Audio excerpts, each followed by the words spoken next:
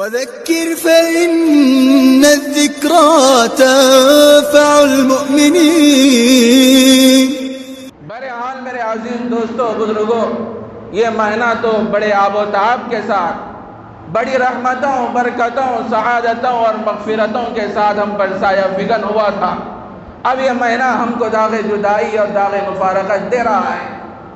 5-6 دن اس مبارک مہینے کے باقی رہ گئے ہیں۔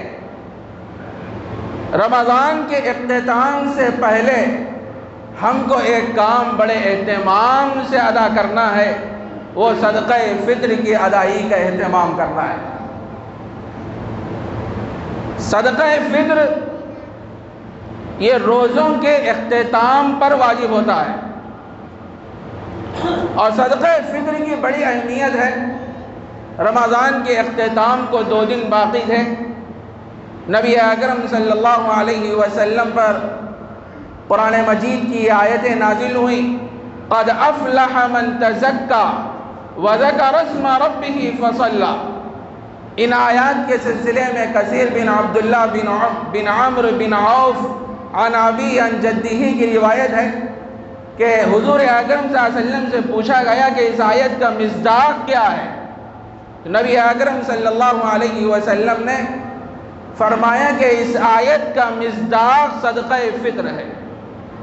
صدقہ فطر کی جہاں بہت سی مشروعیتیں، حکمتیں علماء نے بیان فرمائی ہیں، ان میں سے ایک حکمت یہ ہے، جب آدمی صدقہ فطر کی ادائیگی کا اہتمام کرتا ہے اور وہ پیسے جب غریبوں کو پہنچتے ہیں تو وہ بھی عید کی خوشیوں میں شامل ہو جاتے ہیں۔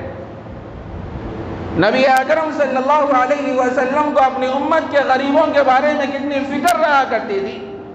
آپ بڑے بے چین رہا کرتے تھے، بے قرار رہا کرتے تھے اپنے امت کے غریبوں کے سلسلے میں۔ ایک مرتبہ نبی اکرم صلی اللہ علیہ وسلم عید کی نماز پڑھانے کے لیے جا رہے ہیں، راستے میں دیکھتے ہیں کہ بچے ہیں کہ عید کی خوشیاں منا رہے ہیں، ایک دوسرے کو عید کی مبارکباد دے رہے ہیں، لیکن ایک بچے کو نبی اکرم صلی اللہ علیہ وسلم دیکھتے ہیں کہ وہ علیحدہ کھڑا ہوا ہے، اس کے چہرے پر رنج و غم کے آثار نمایاں ہیں۔ اللہ کے نبی علیہ السلام اس بچے کے قریب گئے اور ان سے فرمائے، بیٹا آج تو عید کا دن ہے، یہ چھوٹے چھوٹے بچے عید کی خوشیاں منا رہے ہیں اور ایک دوسرے کو عید کی مبارکباد دے رہے ہیں، بغلگیر ہو رہے ہیں، اور تو ہے کہ علیحدہ کھڑا ہوا ہے اور تیرے چہرے پر رنج و غم کے آثار نمایاں ہیں۔ تو اس وقت وہ چھوٹا سا بچہ، اس کی آنکھوں میں آنسو آ گئے، وہ کہنے لگا، اللہ کے نبی علیہ السلام، اگر آپ میری بدحالی معلوم کرنا چاہتے ہیں تو سن لیجئے، اصل میں بات یہ ہے کہ میرے والد ایک غزوے میں شہید ہو گئے، میری ماں نے دوسری شادی کر لی، میں کس کے ساتھ عید کی خوشیاں مناؤں، کسے عید کی خوشیاں دکھاؤں؟ اتنا سننا تھا۔ نبی اکرم صلی اللہ علیہ وسلم کی آنکھوں میں آنسو آ گئے۔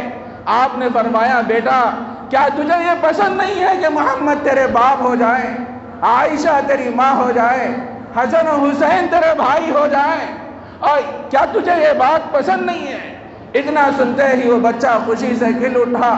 نبی اکرم صلی اللہ علیہ وسلم اس چھوٹے سے بچے کو حضرت عائشہ صدیقہ رضی اللہ تعالیٰ عنہ کے پاس لے جاتے ہیں اور فرماتے ہیں کہ عائشہ، یہ یتیم مدینہ ہے، اس کو نہلاؤ، دھلاؤ، کپڑوں کا انتظام کرو، عطر لگاؤ، سرما لگاؤ۔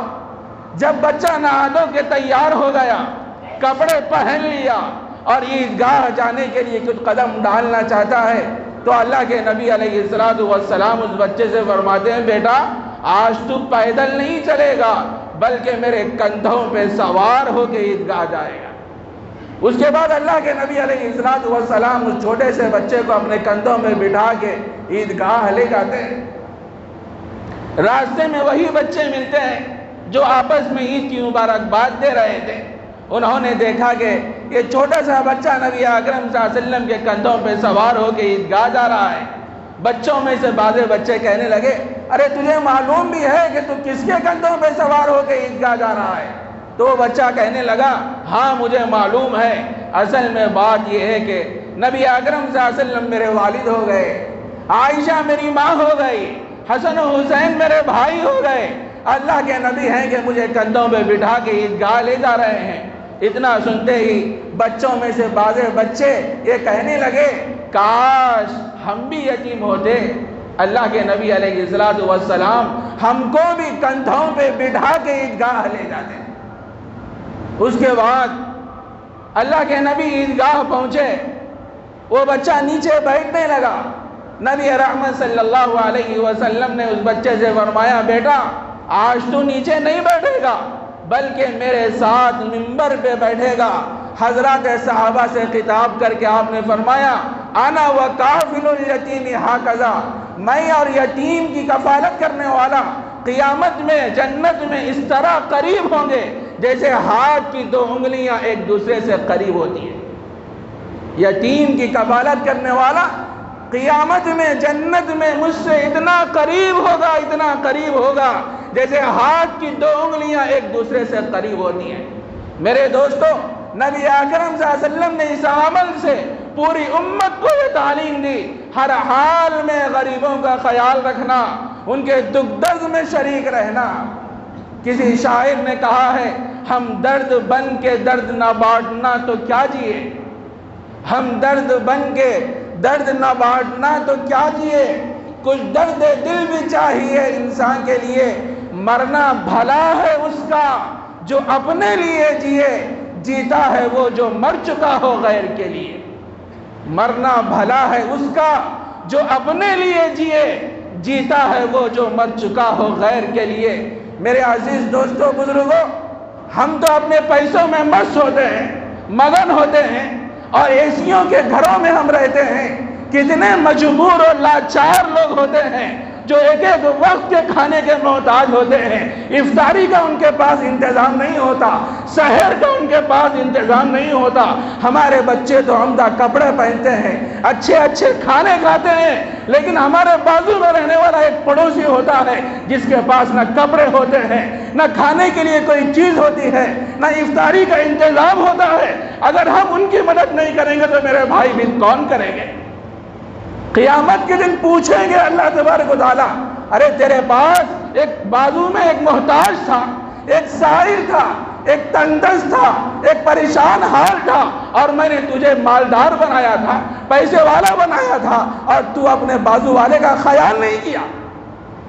اس کے بچوں کے پاس کپڑے نہیں تھے، پھٹے پرانے کپڑے پہنے تھے، لیکن تو ہے کہ اپنے بچوں کو اچھے اچھے کپڑے پہنایا، لیکن بازو والے کا تو نے خیال نہیں کیا۔ میرے عزیز دوستو بزرگوں، کیسا پاکیزہ نظام ہے اسلام کا۔ ہم عید الاضحیٰ میں قربانی کے گوشت کے ذریعے غریبوں کا تعاون کرتے ہیں، اور عید الفطر میں صدقہ فطر کی ادائیگی کے ذریعے سے غربا کا خیال رکھا جاتا ہے۔ کتنا یہ پاکیزہ نظام ہے اسلام کا۔ میرے عزیز دوستو بزرگوں، صدقہ فطر کی ادائیگی کا اہتمام کرنا، آزو بازو والے لوگوں کو دیکھنا، کون محتاج ہے، کون فقیر ہے، کون نادار ہے، اور ہم ان کا خیال کرتے رہنا، یہ ہماری ذمہ داریوں میں سے ہے۔ اور کتنے لوگ ایسے ہیں، کتنی خواتین ایسی ہیں جو برقع پوش ہوتی ہیں، مسجد کے دروازے پہ آ کے کھڑی ہو جاتی ہیں اور اپنی حیا کو مار کے آتی ہیں۔ ان کے شوہر نہیں ہوتے، کسی کا بھائی نہیں ہوتا، اور کوئی ان کا ذمہ دار نہیں ہوتا، وہ بیچاری ایک ایک وقت کے کھانے کے محتاج ہوتی ہے اور آ کے مسجد کے دروازے پہ کھڑی ہوتی ہے۔ اس کو شرم آتی ہے اور وہ اپنے دل میں سوچنے لگتی ہے اگر میرا شوہر ہوتا تو مجھے یہاں آنے کی ضرورت نہیں پڑتی، میرا بھائی ہوتا تو مجھے یہاں آنے کی ضرورت نہیں پڑتی۔ اور امت کا سرمایہ دار طبقہ، مالدار طبقہ ان برقع پوش خواتین کو دیکھتے ہیں اور دیکھنے کے بعد بھی ان کی مدد نہیں کرتے۔ میرے بھائی، اگر ہم مدد نہیں کریں گے تو پھر کون کریں گے بتائیے؟ ہم غریبوں کا خیال نہیں کریں گے تو پھر کون کریں گے غریبوں کا خیال؟ یہ غریبوں کو حقارت کی نظر سے مت دیکھو، یہ ہمارے حق میں بہت بڑے محسن ہیں، بہت بڑے محسن ہیں۔ اگر اللہ سب کو مالدار بنا دیتے تو ہم اپنی زکوٰۃ، اپنا صدقہ، اپنا فطرہ کس کو لے جا کے دیتے؟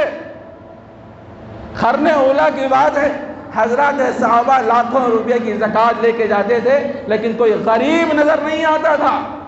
لیکن اس زمانے میں اتنے غربا موجود ہیں، ہر گلی میں، ہر محلے میں بیسیوں غربا آپ کو نظر آتے ہیں، واقعتاً محتاج ہوتے ہیں۔ تو میرے بھائی ہم تحقیق کریں، ان غربا کا خیال کریں، ان کا تعاون کریں۔ کبھی یہ نہیں سوچنا کہ یہ تو بہت غریب ہے، یہ تو بہت مسکین ہے، یہ تو بہت محتاج ہے، اس کے پاس اچھا گھر نہیں ہے، اچھے کپڑے اس کے پاس نہیں ہیں۔ میرے بھائی کبھی یہ خیال نہیں کرنا اور یہ سوچنا ہم کسی کو کچھ دے رہے ہیں تو ہم کسی پہ کوئی احسان نہیں کر رہے ہیں، بلکہ اپنا فرض پورا کر رہے ہیں۔ اور وہ فقیر و محتاج یہ ہمارے حق میں بڑے محسن ہیں، ہم ان کو محسن سمجھنا چاہیے۔